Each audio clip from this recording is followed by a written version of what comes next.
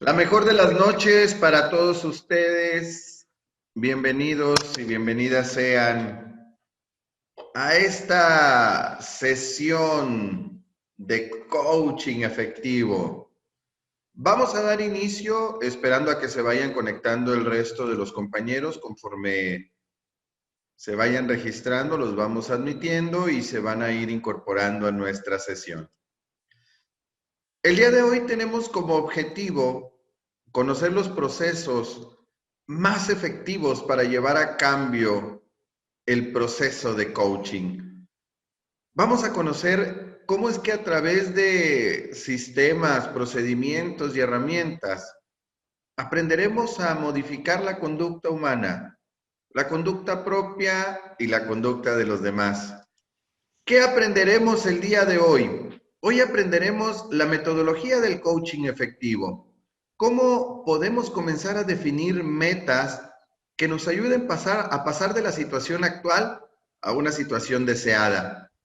También identificaremos qué obstáculos nos impiden alcanzar esas metas y a través de preguntas poderosas podremos vencer esos obstáculos.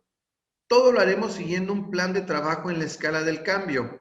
El ser humano pasa a través de diferentes estados del cambio para modificar la conducta. Veremos cuáles son esos estados por el cual necesitaremos ir avanzando para subir cada vez más en esa escalera del cambio.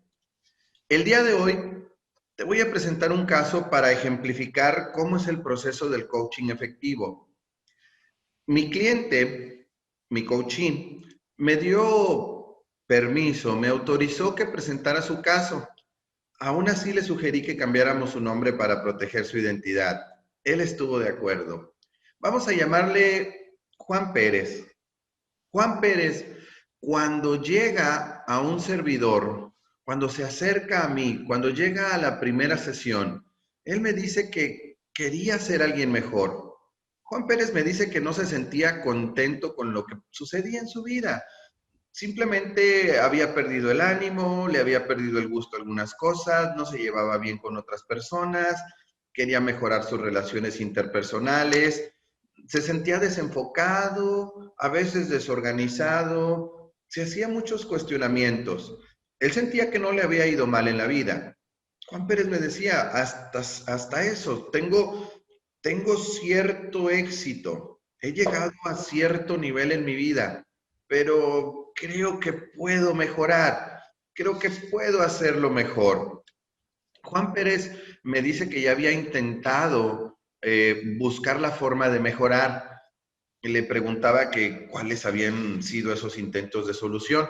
Y me dice, bueno, lo que me ayuda a veces es la autoayuda, libros de autoayuda, he intentado conferencias, he ido a talleres, he tratado de ayudarme por mí mismo y a veces me levanta el ánimo, pero luego me vuelvo a sentir igual, a veces vuelvo a las mismas conductas, a veces me vuelvo a comportar como me comportaba antes. Y ese a veces es uno de los problemas de la autoayuda, que funciona para animarte en ese momento, pero se vuelve como adictivo el necesitar ese estado de ánimo constante, que alguien más te esté echando porras, cuando tú puedes hacerlo por ti mismo. Pero a veces no lo sabemos porque no conocemos las herramientas y porque no nos sentimos capaces de lograrlo. La autoayuda funciona como el síndrome del parquímetro. Cuando escuchas una buena conferencia, cuando ves un video motivacional, cuando lees un buen libro, te cae el 20 en ese momento y mejora tu estado de ánimo y quieres salir a cambiar tu vida. Pero luego faltan herramientas, no es suficiente la motivación y como al parquímetro se acaba el 20 y volvemos a estar igual que antes. Y necesitamos otro 20 para volver a sentirnos motivados y salir a conquistar el mundo. A veces incluso esa motivación no funciona porque no sabemos en qué parte del cambio está la persona. Cuando una persona está negada, no funciona el échale ganas, sí se puede, no te rajes. Eso no funciona con alguien que está en negación. con alguien que todavía no sabe cómo cambiar y apenas está contemplando el cambio, pero no ha tomado acción todavía. Con ellos no funciona todavía la motivación.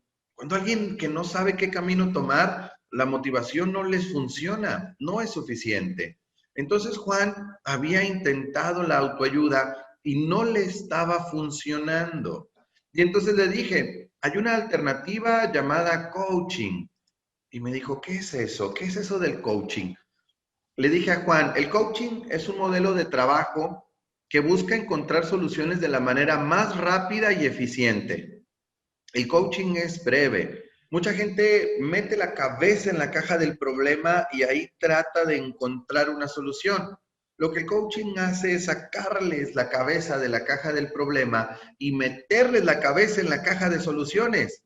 Y así se vuelve más rápido el proceso.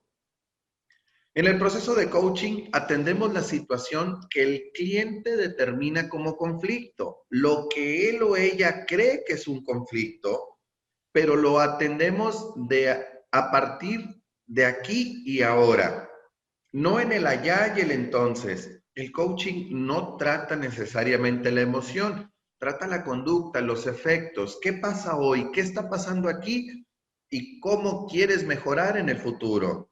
De aquí para adelante, no allá y el entonces, aquí y ahora. De aquí definimos una meta y vamos a trabajar. Ese es el proceso del coaching. El proceso del coaching tiene como enfoque principal cambiar la forma de pensar del cliente, más flexible, explorando soluciones, buscando alternativas, incluso desde una postura del no saber. No sé, ¿qué pasaría si haces esto? ¿Qué pasaría si probamos aquello? ¿Qué pasaría si exploramos esto otro? Le interesó este proceso de coaching y entonces le dije, bueno, vamos a definir la meta, porque desde la primera sesión, a través del coaching efectivo, hay que definir una meta. ¿A dónde vamos? ¿Qué esperas conseguir tú en tu vida? No, ¿qué esperas conseguir a través del coaching? ¿Qué quieres mejorar en tu vida? ¿Qué es lo que te gustaría cambiar? Y esa es la pregunta que le hice a Juan. ¿Qué hay por mejorar? Me siento que necesitaría cambiar hábitos en mi vida, ser más productivo, administrar el tiempo, ser más capaz al llegar a desarrollarme en mis actividades. Y me empezó a decir toda una lista de peticiones. También me gustaría tener más seguridad en mis relaciones interpersonales, llevarme bien con otras personas o lo que me digan otras personas que no me afecte, que yo pueda reaccionar de manera asertiva. Le dije, ok. Y entonces hice una pregunta muy poderosa, de las más poderosas del coaching. Si tus problemas se solucionaran en este momento, ¿qué sería diferente, Juan? Con esta pregunta comenzamos a definir la meta. Él me dice, pues si en este momento se solucionaran, yo fuera más enfocado con mis objetivos y me sintiera más seguro al relacionarme con otras personas. Y le dije a Juan, bueno, ¿te hace sentido que con lo que me comentas, nuestra meta en el proceso de coaching es que tú seas más enfocadamente seguro? Juan estuvo de acuerdo con esta meta y definimos una escala porque buscamos en el coaching tener una medición para saber cómo vamos avanzando. Le digo, Juan, el día de hoy, del 1 al 10, en esta escala donde 1 es muy mal, no estoy nada enfocado ni seguro, y 10, esa es mi meta y así quisiera estar de enfocado y seguro, ¿dónde te encuentras, Juan? Él me dice, hoy estoy en el 1.5. No llego ni a 2. Así de mal se percibía que estaba Juan en ser más enfocadamente seguro. Le pregunté, bueno, por lo menos ¿qué te ha ayudado a tener ese medio puntito? Dice, pues que me animé a venir. Con eso me siento un poquito más seguro en este proceso. Dentro del proceso de coaching, después de definir la meta, hay que ir midiendo en la escalera del cambio, en el cambio conductual, dónde se encuentra el cliente, dónde se encuentra el coaching. Y como a Juan lo habían recomendado conmigo, a él lo habían mandado a que lo ayudara, él se encontraba en el estado de negación, se encontraba en el escalón más bajo. Juan no quería cambiar. Juan llegó con una actitud, cámbiame, me dijeron que tú me ibas a cambiar, cámbiame. Pero él no tenía ganas de cambiar, no se le veía disposición al cambio. Cuando alguien se encuentra en este estado más bajo, en el estado de negación, es por dos cosas principalmente. Número uno, ya lo intentó y fracasó. Alguien ya intentó cambiar, ya quiso cambiar algo en su vida y no funcionó. Y lo intentó varias veces, una y otra vez, y fracasó, o él lo sintió como un fracaso. Y a final de cuentas dijo, ya no lo voy a intentar otra vez. Esto no es para mí. Entonces, cuando alguien está en estado de negación, número uno es porque ya lo intentó muchas veces y no funcionó. Y número dos es porque alguien lo está obligando. A fuerza alguien quiere que esa persona cambie. Entonces se resiste y dice, no, pues ahora por los míos no voy a cambiar. Es como cuando quieres empujar una mula adentro de un granero y la empujas a la mulita y se resiste y hasta patadas te puede aventar. Entonces, cuando alguien está en negación, no hay que obligarlo, no hay que empujarlo, hay que antojarle el cambio. Como a la mulita, la dejas en la puerta y le dices, mira mulita, adentro hay comida, hay un techo, está calientito, vas a dormir segura. Si quieres entrar, pásale. Y la mulita poco a poco irá tomando confianza para cambiar, pero no hay que obligarla. Lo mismo pasa con las personas en negación. Cuando ya lo han intentado tanto y todavía los presionas, menos van a querer cambiar.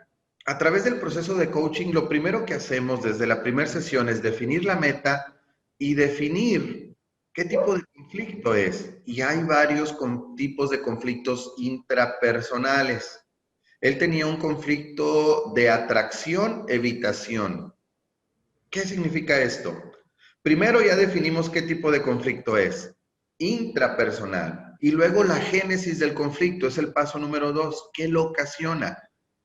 Él quería cambiar, esa es la atracción, le atrae el cambio, pero quería evitar el sufrimiento.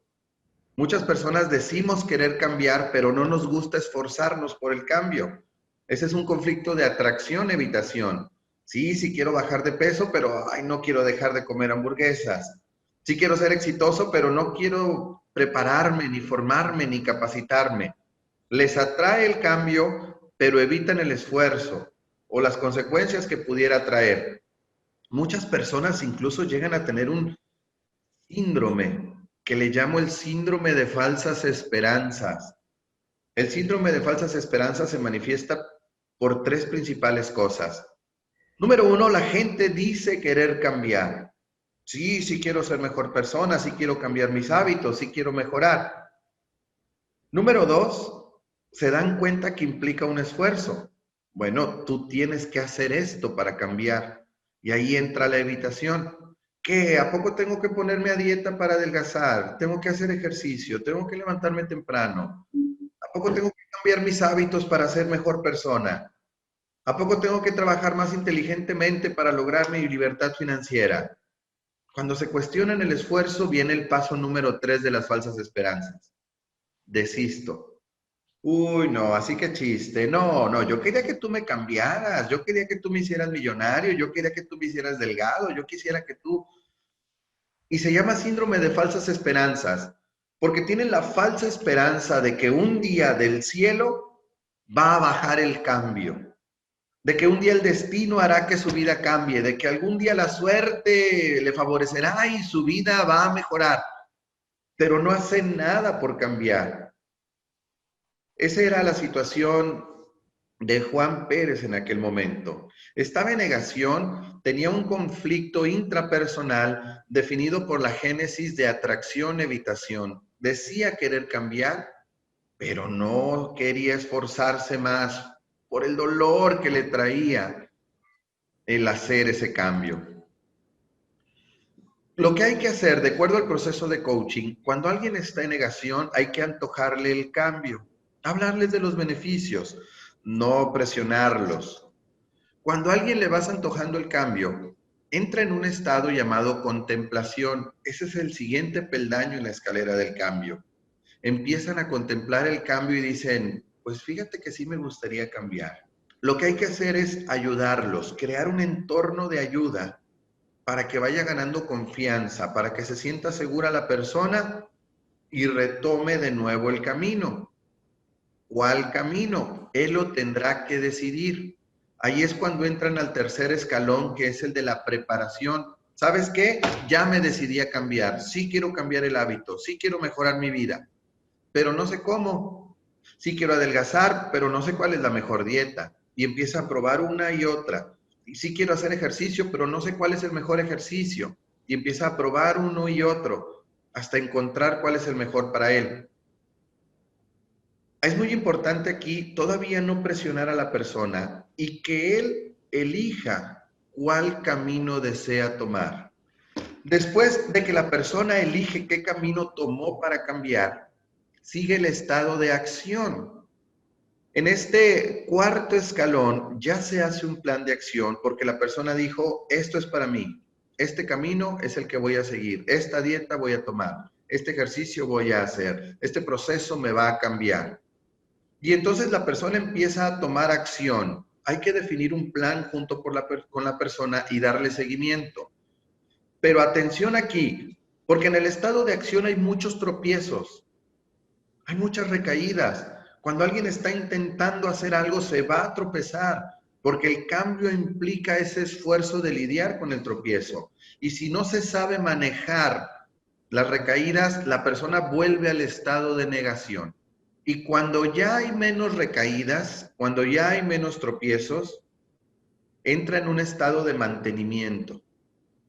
Ya no hay que estar detrás de la persona ni motivándola tanto. Simplemente consolidar lo logrado, mantener el cambio. Las recaídas se vuelven menos, los tropiezos son menos frecuentes y se aprende a prevenir más. Hasta llegar al final al estado último, el último escalón, el de finalización. Cuando la persona ya no tiene tentaciones, ya no tiene recaídas, y si tiene tropiezos sabe cómo manejarlos. Casi no los tiene porque sabe prevenirlos. Este es el proceso que se define desde la primer sesión de coaching. Como Juan estaba en negación, le dejé de tarea aquella primera sesión, que no es necesario cambiar nada. Le dije, Juan, en el proceso de coaching hay tareas al final de cada sesión y tu tarea de aquí a la próxima que nos veamos es que no cambies nada. Piensa en esto, no es necesario cambiar nada. Y como muchos sabemos, nuestro cerebro no procesa de manera fácil la palabra no al principio. Entonces, al repetirse Juan una y otra vez, no es necesario cambiar nada, no es necesario cambiar nada. La siguiente sesión logró un cambio. La siguiente sesión tuvo mejorías. Entre sesión y sesión es donde sucede el proceso de coaching. Más allá de cuando se toma la sesión, lo que pasa entre una y otra, ahí es donde sucede el cambio. Para la siguiente sesión, comenzamos revisando los aspectos positivos, los avances. ¿Qué has hecho para mejorar, Juan? Y él me decía, pues no mucho, no he hecho gran cosa. Acuérdate que Juan estaba en negación todavía. Le digo, bueno, vamos a revisar la tarea. ¿Cómo te fue con la tarea? Bueno, me repetí una y otra vez que no es necesario cambiar y dije, bueno, yo creo que sí necesito cambiar algo. Yo creo que sí podría cambiar, pero no, quiero apresurarme. No quiero apresurarme. Eso me habló de que Juan ya estaba entrando en el estadio de contemplación, ya había subido al segundo escalón desde la segunda sesión. Cuando me decía, no quiero cambiar, sí debería, sí me gustaría, sí podría, pero no quiero hacerlo ahorita. Le decía, bueno, ¿qué tan útil te resulta pensar así, Juan? ¿Cómo te ha funcionado hasta ahorita el pensar que el cambio no es necesario? Me decía que no le ha funcionado de muchas formas, pero que además chango viejo no aprende maroma nueva. Dice, no, Juan no tenía ni 30 años. Y me dice, ya, yo fui educado así, mi personalidad es así, mi cultura es así, yo no voy a cambiar. Y le cuestioné con otra pregunta poderosísima del coaching. ¿Acaso es una regla, Juan, que chango viejo no aprende maroma nueva? ¿Dónde dice? ¿Quién te ha dicho? ¿Acaso hay personas que no han cambiado su vida modificando el aprendizaje que tuvieron de niños? ¿Es una regla inamovible de la existencia que así como educaron, así te vas a quedar? Le enseñé a Juan cómo cambiar su percepción de la realidad, porque todas las creencias que había tenido desde la infancia estaban influyendo en él. Las creencias de la cultura, las creencias del aprendizaje, como en todos nosotros. Las creencias influyen en nosotros porque nos basamos en unos cuantos hechos para definir nuestra realidad. 2 o 3 hechos definen nuestra realidad combinados con muchas creencias. Y yo siempre les digo a través del proceso de coaching, ¿qué tal que lo que tú crees que es, no es? Un hecho es la descripción de aquello que se observa y una creencia es una afirmación con base en la experiencia que no tiene un sustento científico. Tú afirmas que así es, porque así te pasó, o porque así lo viste, o porque viste que le pasó a otros, pero no necesariamente así es. Le puse, por ejemplo, a Juan un ratón. Le dije, Juan, si en este momento en la sesión entrara un ratón, ¿qué harías? Y él decía, pues lo mataría, qué asco, un ratón. Y le digo, fíjate, Juan, otras personas se asustarían y se subirían al sillón. Yo lo tomaría entre mis manos y buscaría darle protección, Juan, porque a mí me educaron con una mascota, con un ratón de mascota. ¿Te das cuenta cómo el mismo hecho, Juan, un ratón, para ti significa una amenaza? Significa algo asqueroso, significa una plaga que hay que exterminar y para mí significa una mascota que hay que proteger. Así funciona la percepción de la realidad de la gente. Cuando le explico a Juan que su conducta puede cambiar si cambia su forma de interpretar las cosas, han logrado un gran aprendizaje. Entendió que los activadores a veces no se pueden cambiar. La situación, lo que pasa, no se puede mover. Lo que dicen otras personas, lo que piensan otras personas, lo que hacen otras personas, no lo voy a poder cambiar. Pero sí puedo cambiar la forma en que yo voy a reaccionar ante esas personas, lo que yo voy a pensar de esas personas, lo que yo voy a permitir que llegue a mí de esas personas. Y si puedo hacer ese cambio en la percepción, va a cambiar la forma en cómo me siento y sobre todo la forma en cómo me comporto. Y entonces le dije, Juan, hay 7 principales pensamientos distorsionados que te están afectando, que son obstáculos mentales para ti, que es lo que te está impidiendo avanzar. Y en eso Juan comenzó a interesarse más en estos pensamientos y le tuve que explicar que uno de ellos es generalizar. Las personas muchas veces generalizamos cuando decimos, es que siempre me pasa a mí, nunca me ayuda nadie, nadie, nunca, siempre, todos. Eso es generalizar y la verdad es que no es cierto. No es que siempre te pase a ti, no es que nunca te ayude nadie, tal vez en algún momento te hayan ayudado. Es que todos son iguales, no es que todos sean iguales, no generalicemos. Tal vez haya alguien diferente. Ese es uno de los pensamientos distorsionados que le estaba afectando principalmente a Juan. El empezar a etiquetar conductas, etiquetar personas, es que este es un holgazán, es que este es un flojo, este es un criticón, este está amargado. Etiquetarse a sí mismo, ya me equivoqué, soy un tonto otra vez, yo no puedo con eso, yo no soy así. Empezar a ponernos etiquetas va a afectar nuestra percepción de la realidad y va a cambiar nuestra conducta. Otro pensamiento distorsionado es tener un pensamiento polarizado, irse a los extremos, o es blanco o es negro. Ser inflexible, ser rígido, decir o estás conmigo o estás en mi contra. O me amas o me odias, o todo o nada.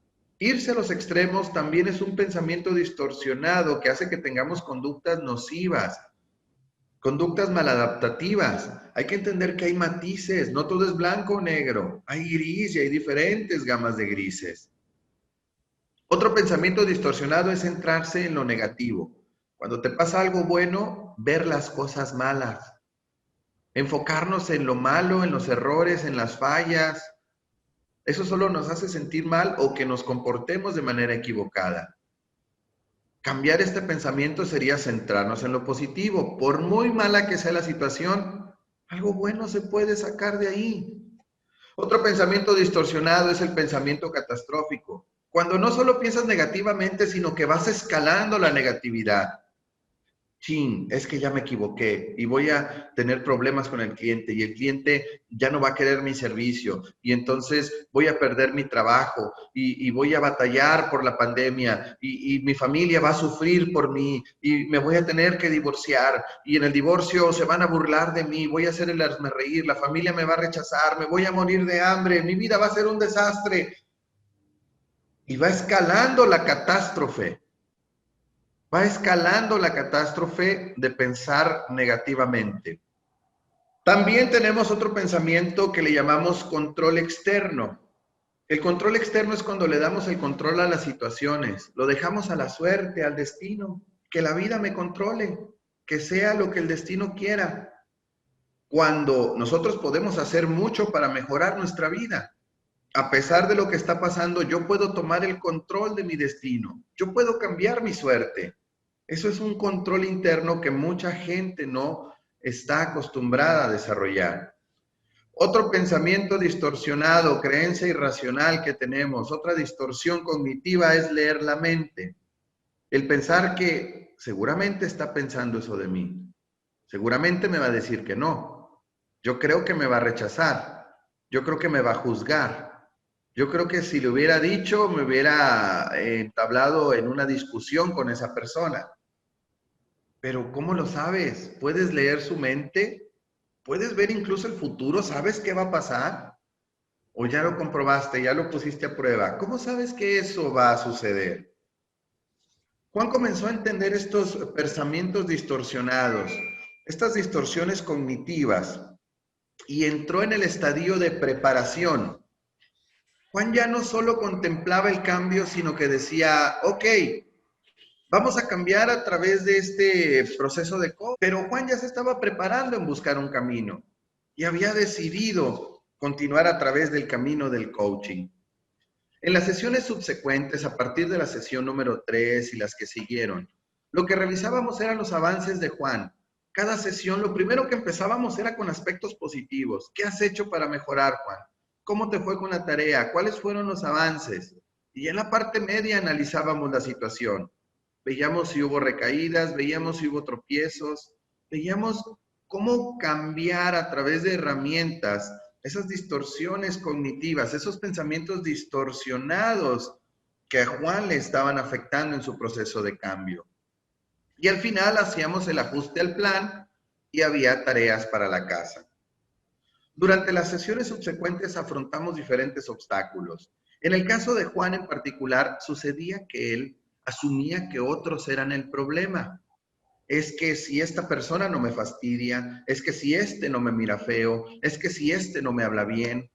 Asumía que otros eran el problema hasta que comenzó a entender que el problema no son los otros.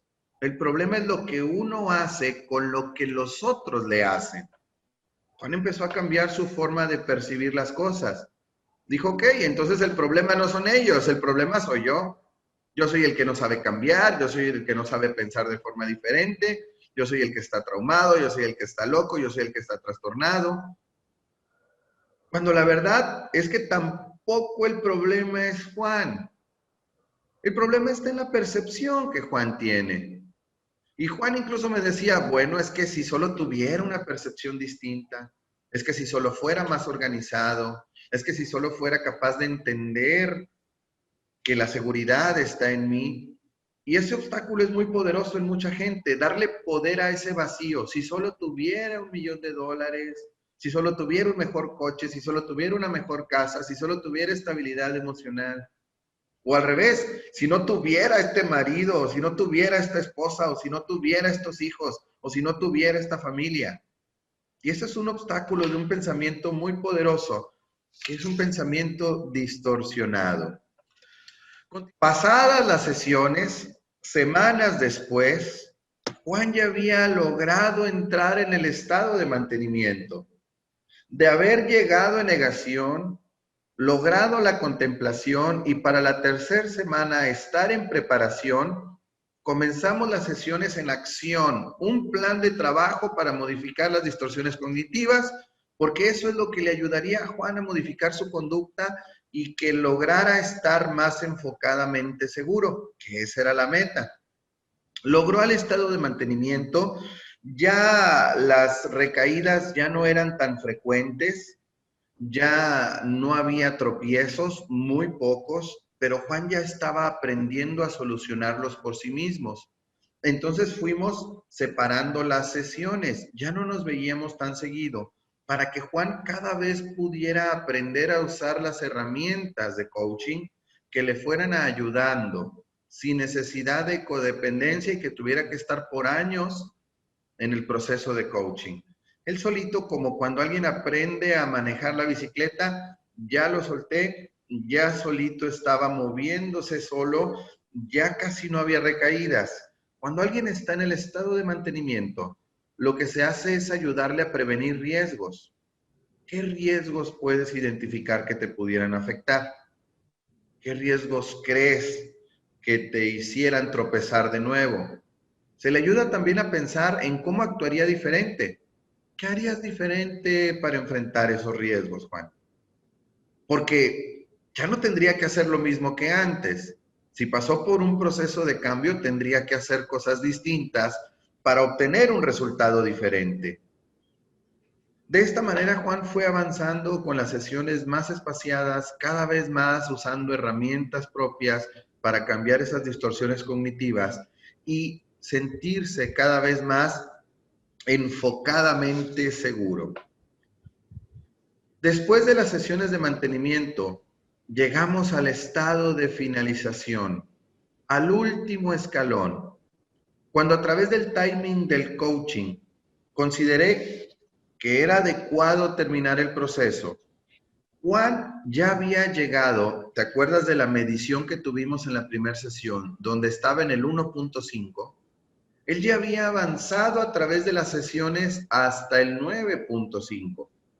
Estaba en el 9.5 y no buscamos el 10 dentro del proceso de coaching. Necesitamos que Juan lo consiga por sí mismo fuera del proceso de coaching. En la última sesión recuerdo que él me decía, ya no tengo recaídas prácticamente, ya hay cero tentaciones de llevarme mal con los demás, de sentirme inseguro ante otras personas, ya estoy más enfocado con mi vida, ya estoy más organizado, ya me siento en un 9.5 de enfocadamente seguro. Y con eso es más que suficiente para que Juan por su cuenta termine su proceso, para que él sienta que el cambio se dio realmente por su cuenta y por su esfuerzo. Y le pregunté en esa última sesión, Juan, ¿qué herramientas de aprendizaje has tenido? Me dijo, bueno, a como llegué, he logrado cambiar mi manera de pensar. Ya pienso diferente. No soy ese Juan Pérez que llegó en aquel momento. No soy ese Juan en estado negativo. Ya pienso diferente. Ya la percepción de la realidad es distinta. Ya he logrado cambiar la forma en que estas distorsiones cognitivas me afectan y mi consecuencia en cuanto a la conducta se ha modificado. Ya no pienso igual que antes. Yo le dije, estás en lo correcto, Juan, porque has pasado por una gran experiencia y un espíritu engrandecido por la experiencia jamás vuelve a sus antiguas dimensiones. ¿Qué más has aprendido, Juan? Me dice, he aprendido a encontrar oportunidades donde otros veían problemas, que no es buena ni mala la vida, todo depende del cristal con que se mira. Y por muy difícil que haya sido una situación por la que esté pasando, siempre hay una oportunidad de obtener algo. tal vez obtener aprendizaje, aprender conocimiento, aprender experiencia. Era una oportunidad para ponerse a prueba a sí mismo, para poner a prueba las herramientas. Era una oportunidad para ver el mundo con ojos diferentes. Pero de ahora en adelante Juan ya veía cada situación que otros llamarían problema como una oportunidad. ¿Qué más aprendió Juan? Juan aprendió a dejar atrás el pasado. Ya no se preguntaba el por qué. ¿Por qué me pasó eso? ¿Por qué me pasó aquello? El por qué nos lleva al pasado y a veces nos lleva a pretextos. Juan dejó de preguntarse el por qué y se preguntaba ahora el para qué. ¿Para qué me está sucediendo? ¿Qué me quiere enseñar esta situación? ¿Qué es lo que tengo que aprender de esto que está pasando? ¿Para qué me ocurrió a mí? ¿Para qué en este momento? Dejó de centrarse en el pasado y empezó a concentrarse en el aquí y en el ahora, comenzando a tener una visión a futuro. Pero al pasado, yo le decía a Juan, solo hay que ir a traer buenos recuerdos o aprendizaje. Juan obtuvo ese aprendizaje y con eso terminamos el proceso de coaching en esa meta de ser enfocadamente seguro. Porque eso es una de las maravillas del coaching. Terminas esa meta y puedes ahora buscar otra. Puedes hacerlo por tu cuenta o puedes recurrir a un coach que conozca el proceso y que te ayude a lograr otra meta diferente. Juan estuvo muy complacido con lo que había aprendido. Me agradeció y me dijo que volvería cuando él consideraría que necesitaba de nuevo pasar por este proceso para lograr un cambio. Pero es algo que a Juan le funcionó. Él decidió que era lo mejor para él. Y es un proceso efectivo que hace que la conducta de las personas cambie. Así como Juan aprendió este proceso, hoy tú has aprendido el proceso más efectivo para llevar el cambio a través del coaching.